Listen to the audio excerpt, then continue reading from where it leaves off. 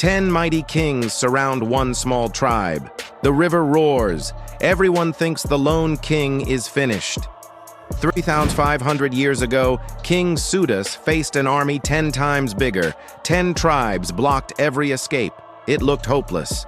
Then Sudas did the unthinkable. He turned the river into his weapon. He diverted the waters, a sudden flood ripping through enemy lines. Warriors drowned, the alliance broke, and his tiny force attacked.